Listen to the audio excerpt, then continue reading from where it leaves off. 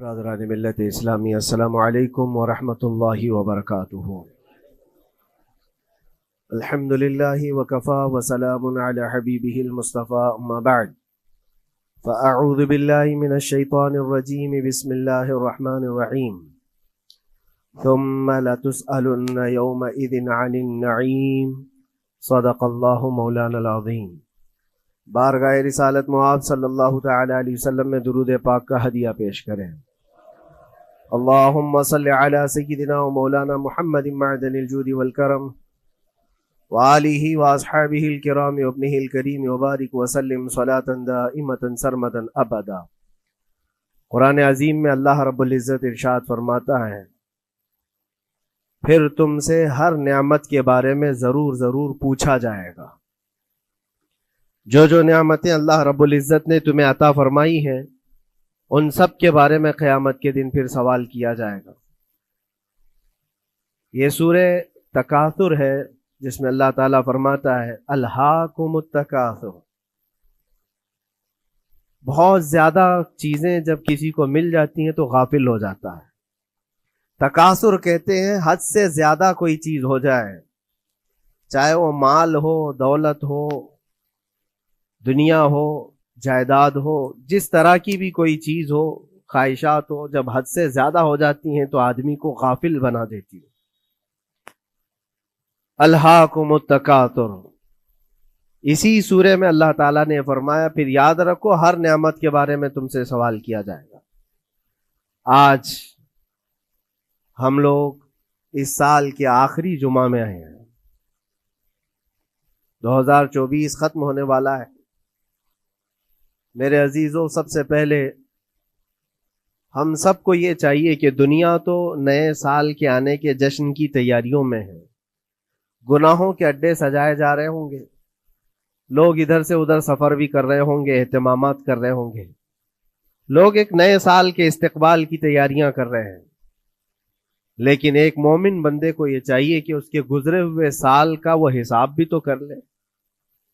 حاسبوا قبل ان تحاسبوا، یہ فرمایا گیا ہے کہ اپنا حساب تم خود کر لو اس سے پہلے کہ اللہ تمہارا حساب لے لے۔ ہمارے گزرے ہوئے سال کے اندر کتنے دھکے کھائے، کتنی ٹھوکریں کھائی، کیا کیا نقصانات اٹھائے۔ سب سے بڑی بات تو یہ ہے کہ ہم نے کتنی عبادتیں کی، کتنی ریاضتیں کی، کتنی نمازیں ہماری ضائع ہوئی۔ یہ اگر محاسبہ کر لے انسان تو شاید ہو سکتا ہے آنے والا نیا سال اس کا بہتر طریقے سے استقبال ہو سکے۔ لیکن اگر صرف جشن کی تیاریاں کرتا ہے اور ہر نئے سال میں وہ اسی طرح کے دھوم دھڑاکوں سے داخل ہوتا ہے تو گزرے ہوئے سالوں کی غلطیاں اسے کبھی یاد نہیں آتی۔ اللہ تبارک و تعالیٰ قرآن پاک میں فرماتا ہے کہ تم سے ہر نعمت کے بارے میں پوچھا جائے گا، ہر نعمت کے بارے میں پوچھا جائے گا۔ حدیث پاک میں ہے، نبی کریم صلی اللہ تعالی علیہ وسلم فرماتے ہیں کوئی انسان قیامت کے میدان سے اس وقت تک اپنا پیر نہیں ہٹا سکتا جب تک 5 سوالات اس سے نہ کر لیے جائیں۔ 5 سوالات میں سب سے پہلا سوال کیا ہوگا؟ اللہ تعالیٰ یہ پوچھے گا کہ میں نے تجھے جوانی دی، تو نے کہاں کہاں خرچہ کیا؟ یہ پہلا سوال ہے۔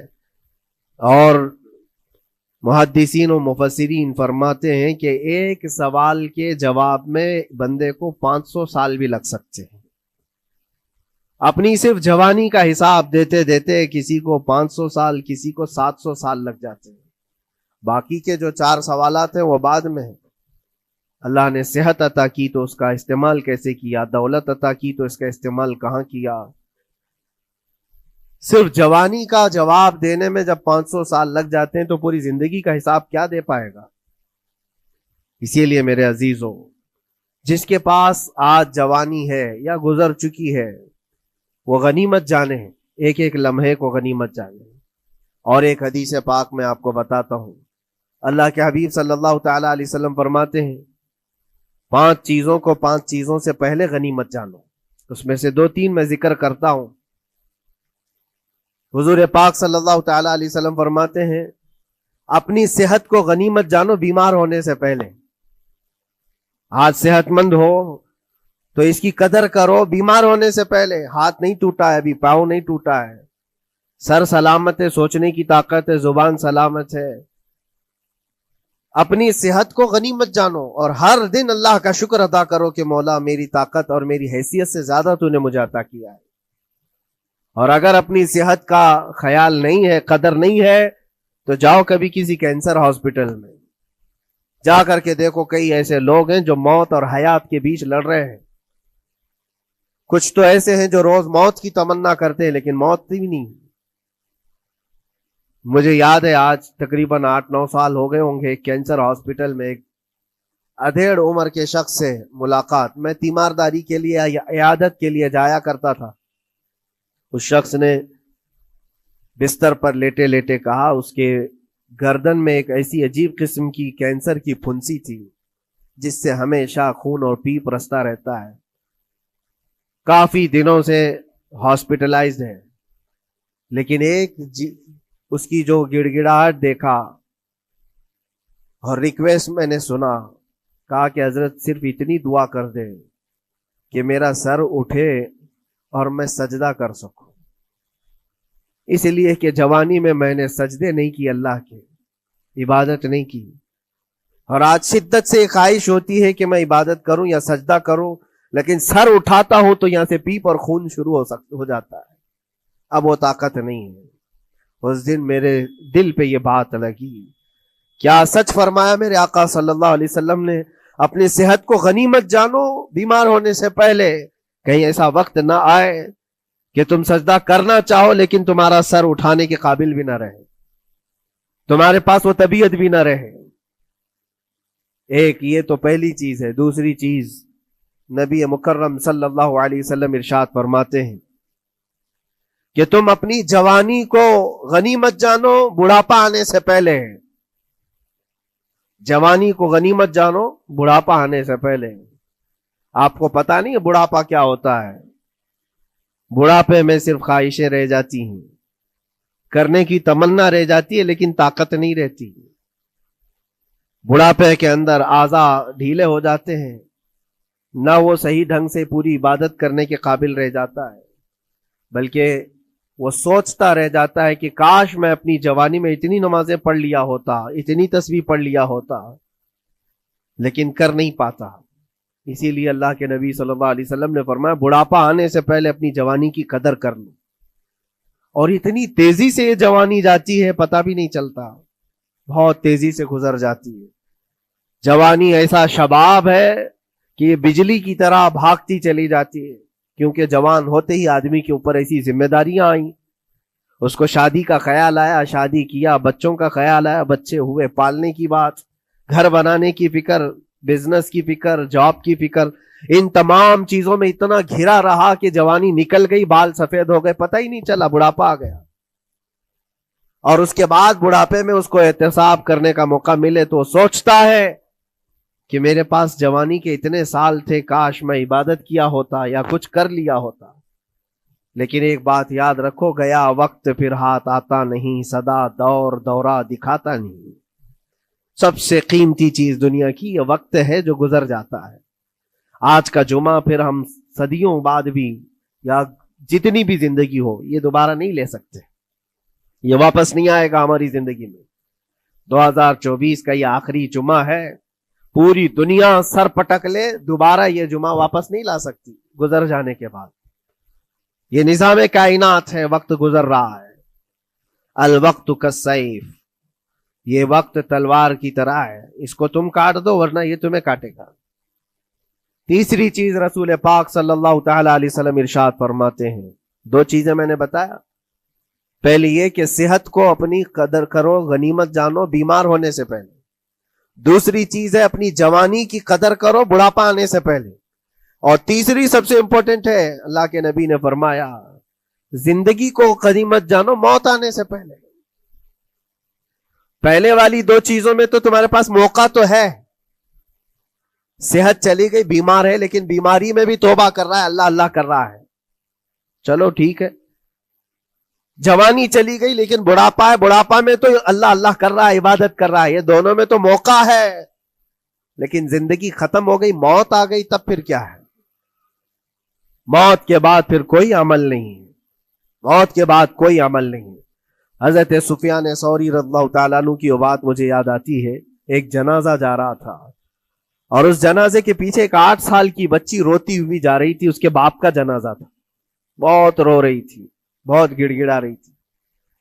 کیا جملہ کہہ رہی تھی؟ کہتی تھی کہ ہمارے گھر پر، ہم پر جو آج مصیبت آئی ہے، اس سے بڑی مصیبت کبھی آئی نہیں، بہت بڑا صدمہ ہے، بہت بڑی مصیبت ہے۔ تو حضرت سفیان ثوری نے اس بچی سے کہا، بیٹا تمہارے اوپر جو مصیبت آئی، تمہارے گھر پر جو آئی، وہ کل کو ٹھیک ہو جائے گی، تم پھر معمول پر آ جاؤ گے، بلکہ بات یہ ہے تمہارے باپ پر جو آئی ہے وہ سب سے بڑی ہے، وہ موت ہے، وہ سب سے بڑی ہے، کیونکہ وہ پلٹ کر کے آنے والا نہیں ہے۔ جنازے کو دفن کر دیا گیا۔ دوسرے دن قبرستان میں حضرت سفیان ثوری کہتے ہیں اسی قبر کے پاس میں اس بچی کو روتے ہوئے دیکھا۔ بچی کو باپ سے بڑا لگاؤ رہا ہوگا، قبر کے پاس بیٹھ کر کے رو رہی تھی، یوں کہہ رہی تھی، ابا آپ بیمار تھے، میں دوائی لا دیتی تھی، آپ سونے کے لیے جاتے میں بستر جھاڑ دیتی تھی اور بچھونے بچھا دیتی، آپ کو اڑا دیتی چادر، اور آپ کو کھانا میں لا کر پروس دیتی۔ کل کی رات کیسی گزری؟ کیا کسی نے دوائی پوچھی آپ کو؟ کیا کسی نے کھانا پوچھا آپ کو؟ کیا کسی نے بستر جھاڑ کر دیا اور کسی نے آپ کو اوڑھنا اڑایا؟ وہ روتی ہوئی اپنے باپ سے، مرحوم باپ سے باتیں کہی جا رہی تھی۔ حضرت سفیان ثوری اٹھاتے اور کہتے ہیں، بیٹا یہ سوالات اب نہ کر اپنے باپ کو کہ کسی نے کھانا پوچھا، دوائی پوچھی، بستر بچھایا، نہیں، اب یہ پوچھ اپنے باپ سے، کل ہم نے جو آپ کو صحیح سلامت دفن کیا، چہرہ ابھی تک سلامت ہے یا نہیں؟ ابھی تک پیٹ سلامت ہے یا نہیں کہ پھاڑ دیا گیا؟ کفن ابھی تک باقی ہے یا چھین لیا گیا ہے؟ یہ پوچھ اپنے باپ سے کہ کل ہم نے جب دفنایا تھا تو خوشبوؤں میں دفنایا تھا، پوچھ اپنے باپ سے کہیں کیڑے تو نہیں چڑھ گئے آج، کیونکہ یہ ہونے والا ہے اب قبر کی زندگی میں۔ عزیزان گرامی وقار، اسی لیے حضرت مولا علی کرم اللہ وجہہ الکریم جب قبرستان جاتے سلام کرتے قبر والوں کو، اور اس کے بعد ایک ایک گھنٹہ کھڑے ہو کر روتے تھے۔ حضرت سعید ابن مسیب کہتے ہیں، میں مولا علی کرم اللہ وجہہ الکریم سے پوچھا، آپ قبر والوں کے پاس کھڑے ہو کر کیوں رو رہے ہیں؟ حضرت علی فرماتے، میں نے ان سے پوچھا کیا حال ہے تمہارا اے قبر والوں؟ انہوں نے جو جواب دیا، سعید اگر تم بھی سنتے تو روتے۔ کہا کیا جواب دیتے ہیں قبروں والے؟ مولا علی کرم اللہ وجہہ الکریم فرماتے ہیں، وہ مجھے جواب دے رہے ہیں کہ علی، ہمارے گھر والوں نے تو ہمیں صحیح سلامت دفنایا تھا، ہمارے چہروں پر مسلسل آج دن اور رات بچھو چھوڑ دیے گئے، ہمارے چہروں پر آج اور ہماری ناک پر بچھو ڈنک مارتے ہیں، ہمارے بالوں میں جس کو ہم آئینے کے سامنے کھڑے ہو کر گھنٹوں سجایا کرتے تھے، پیپ بھر دیے گئے ہیں، اور ہمارے چہرے کی چمڑیاں جھلس گئی۔ یہ سارے جوابات میرے عزیزوں قبروں والوں کے ہیں۔ اس منزل تک ہر ایک کو پہنچنا ہے، اسی لیے سال گزرنے سے پہلے اپنی زندگی کا احتساب کرو۔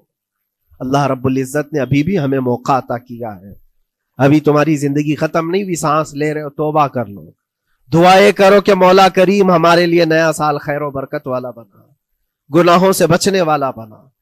کچھ لوگوں کی حالت یہ ہے کہ گناہوں پہ گناہ جب ہو جاتے ہیں تو نا امیدی کے شکار ہوتے ہیں، اب کیا ہونے والا ہے، میں تو بہت پاپی ہوں، بہت خطا کار ہوں، مجھ سے تو بڑے بڑے گناہ ہو گئے ہیں، اب میں کیا کر سکتا ہوں؟ نا امیدی کفر ہے میرے عزیز۔ آپ کو بتاؤں، رسول پاک صلی اللہ تعالی علیہ وسلم ایک مرتبہ صحابہ سے فرماتے ہیں، تمہیں پتا ہے اللہ رب العزت کا کرم اور اس کا رحم کیسا ہے؟ مسکرانے لگے۔ صحابہ نے پوچھا آپ کیوں مسکرا رہے ہیں؟ کہا اللہ تبارک و تعالی فرماتا ہے کہ صحرا میں چلنے والا ایک آدمی، غور سے سنیے گا، صحرا ڈیزرٹ، صرف ریت کا میدان، کہیں کوئی جھاڑ نہیں، کوئی عمارت نہیں، کوئی چھاؤں لینے کی جگہ نہیں، کوئی ایک بندہ اپنی اونٹنی پر ساز و سامان رکھ کر کے چل رہا تھا۔ صحرا کا سب سے بڑا پرابلم یہ ہوتا ہے کہ راستہ معلوم نہیں ہوتا، ہر طرف تو سیدھا ہی راستہ دکھتا ہے، ڈائریکشن پتہ ہی نہیں ہوتا. چاروں طرف سے آسمان ملا ہوا دکھتا ہے, جیسے سمندر ہے ویسے صحرا ہے. کبھی اگر آپ نے سفر کیا ہو, ہم نے مصر میں دیکھا ہے 200-250 کلومیٹر تک گاڑی چلتی ہے, ایک درخت بھی نہیں آتا, ایک عمارت بھی نہیں آتی صحرا میں. راستے بھول جاتے ہیں لوگ. پہلے کے دور میں تو کوئی نیویگیشن بھی نہیں تھا. تو کوئی بندہ ایسے جو اونٹنی پر ساز و سامان رکھ کر کے سفر کر رہا ہے اور ایک جگہ تھک کر کے سو گیا صحرا میں. سنی ہے یہ مثال فرما رہے میرے آقا صلی اللہ علیہ وسلم. تھک کر کے سو گیا اور جیسے اس کی نیند کھلی تو دیکھا اونٹنی ساز و سامان کے ساتھ غائب ہے, کچھ بھی نہیں ہے اس کے پاس. کھانے پینے کی جو چیزیں تھی, ساز و سامان تھا, سب اونٹنی کے ساتھ غائب ہو گیا. اب وہ بیچ صحرا میں اتنا حیران اور پریشان, اٹھ کر کے تلاشنے لگا. اب اس کو نہ راستہ دکھائی دے نہ اپنی اونٹنی دکھائی دے. شدت پیاس کی وجہ سے اب وہ جگہ جگہ پانی تلاش کر رہا ہے, پانی بھی نہیں ملتا صحرا میں. موج سراب جس کو کہتے ہیں نا, موج سراب کیا ہے؟ ریت چمکتی ہے سورج کی دھوپ سے اور انسان کو ایسا لگتا ہے ادھر پانی ہے, اور وہاں تک پہنچتا ہے تو پانی نہیں ہوتا, ریت ہوتی ہے. وہ اسی پانی کو تلاش کرتے کرتے صحرا میں مر جاتا ہے. صحرا میں بہت لوگوں کی موتیں ہوتی ہیں, پہلے بہت لوگ مر جاتے تھے جو راستہ بھٹکتے تھے. اب حدیث پاک میں فرمایا گیا وہ بندہ جس کی اونٹنی غائب ہو گئی, ساز و سامان بھی نہیں, ڈھونڈتا رہا پورا دن پوری رات, تھک ہار کر کے آزا جواب دے گئے. اب نہ پانی ملتا ہے, نہ کھانا ملتا ہے, نہ اپنی سواری ملتی ہے. ایک جگہ آ کر بیٹھ گیا, اپنی آخری سانسیں گن رہا تھا, کیونکہ اب آزا جواب دے گئے تھے. سخت شدت کی دھوپ, صحرا کی تپتی ہوئی زمین اور بھوک و پیاس کی تکلیف الگ. جیسی ہی وہ لیٹا اس کی آنکھ لگ گئی, اس کو لگا اب یہ میری آخری سانسیں ہیں, اب مرنے کا وقت قریب آ گیا ہے. پھر اس کی آنکھ کھلتی ہے. آنکھ کھلتی ہے تو دیکھتا ہے اس کی اونٹنی ساز و سامان کے ساتھ پاس میں کھڑی ہے, کھانا بھی بھرا ہوا ہے, پانی بھی بھرا ہوا ہے, سب کچھ ہے. اب نبی پاک صلی اللہ تعالی علیہ وسلم صحابہ سے پوچھتے ہیں, عرب والے بہت اچھی طرح جانتے تھے صحرا کا سفر کیا ہوتا ہے. پوچھتے ہیں اے میرے صحابہ بتاؤ اس بندے کو اپنی گمشدہ اونٹنی ملنے کا کتنا اچھا لگ رہا ہوگا, کتنی اس کو خوشی ہوئی ہوگی.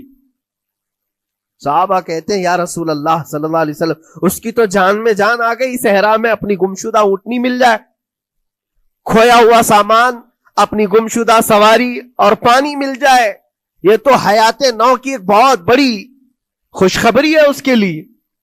حضور پاک صلی اللہ تعالی علیہ وسلم فرماتے ہیں سنو, یہ مثال میں نے بتایا, اسی طرح سے اگر کوئی بندہ گناہوں میں ڈوب گیا ہے, خطاؤں میں ڈوب گیا ہے, کثرت سے گناہ کرتا رہا, پھر تھک ہار کر کے ایک دن واپس آ گیا, اللہ کی بارگاہ میں سجدہ ریز ہو گیا, جھک گیا, تو اس گمشدہ اونٹنی کے ملنے سے اس صحرا نورد کو جتنی خوشی ہوئی تھی, اللہ کریم اس سے بھی زیادہ اپنے بندے کے واپس آنے پر خوش ہوتا ہے.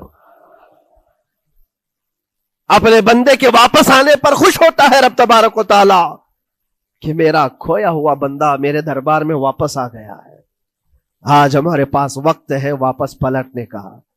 میرے عزیزو نا امید نہ ہو, ہمیں ہمارے جانے سے پہلے حساب کرنے کے لیے مولا نے وقت دیا ہے. پتا ہے آپ کو, یہ بھی میرے آقا صلی اللہ تعالی علیہ وسلم کی رحمت کاملہ ہے. رب تبارک و تعالیٰ سے آپ نے یہ دعا کر کے اپنی امت کے لیے اتنا وقت دلایا ہے کہ اللہ تبارک و تعالیٰ سے حضور صلی اللہ علیہ وسلم نے یوں عرض کیا کہ مولا میری امت کو توبہ کی مہلت دے, توفیق دے, مہلت دے. کہا کہ مرنے سے 1 سال پہلے تک؟ کہا نہیں, یہ بہت لمبا وقت ہے, پتا تو نہیں ہے مرنے سے 1 سال پہلے توبہ کرے گا, کب موت آنے والی معلوم نہیں. کہا مرنے سے مہینہ پہلے تک؟ کہا نہیں, یہ بھی وقت زیادہ ہے. کہا مرنے سے 1 دن پہلے کوئی توبہ کر لے تو معاف کر دیا جائے گا. نبی پاک صلی اللہ علیہ وسلم نے اللہ کی بارگاہ میں گڑ گڑاتے ہوئے کہا مولا 1 دن بھی بہت ہے, اور موقع دے دے میری امت کو اور موقع مل جائے. رب تبارک و تعالیٰ نے 1 دن پہلے توبہ کرنے والے کو معاف کرنے کا وعدہ فرمایا, لیکن نبی رحمت صلی اللہ علیہ وسلم نے عرض کیا کہ مولا اور بھی کم کر دے. رب تعالیٰ فرماتا ہے موت کا جو گرگرا آتا ہے، یعنی جو ہچکی آتی ہے، فرشتے نظر آنے لگتے ہیں، رب تعالیٰ فرماتا ہے اس سے 1 منٹ پہلے بھی توبہ کر لے میں سب معاف کر دوں گا۔ یہ صرف رسول پاک کی اس امت کے لیے، اس امت کا خاصہ ہے۔ مرنے سے 1 منٹ پہلے بھی وہ آ جائے اللہ کی بارگاہ میں، مولا معاف فرما دے گا۔ عزیزان کرام وقار، اسی لیے میں عرض کرتا ہوں کہ وقت تمہارے ہاتھ سے نکلنے سے پہلے تم آ جاؤ اور اسی دربار میں آؤ جہاں بیٹھنے والا صدیق اکبر بنا، جس کے قدموں میں بیٹھ کر فاروق اعظم بنا، جس کی چھاؤں میں چلنے والا عثمان ذو النورین بنا، اور جس کا لعاب پاک پی کر کے حیدر کرار بنا۔ اس دربار میں آ جاؤ، کامیابی ہماری وہیں رکھی ہے۔ اللہ کریم ہمارا یہ گزرا ہوا سال، اس میں جتنے ہماری غلطیاں، کوتاہیاں، کمیاں، بیشیاں، گناہ ہوئے ہیں، مولا اپنے فضل و کرم سے معاف فرما دے، اور آنے والے نئے سال کو ہمارے لیے خیر و برکت والا، ایمان و استقامت والا سال بنا دے۔ اسلام و سنیت کا بول بالا فرما، کفر و شرک کا منہ کالا فرما، گستاخان رسول کو تباہ و برباد فرما، شاتمان رسول پر تو عذاب علیم نازل فرما۔ اے رب کریم، اے احسن الخالقین، مولا ہم سب کو مرنے سے پہلے سچی توبہ کی توفیق نصیب فرما۔ وآخر دعوانا ان الحمدللہ رب العالمین۔ سلام علیکم۔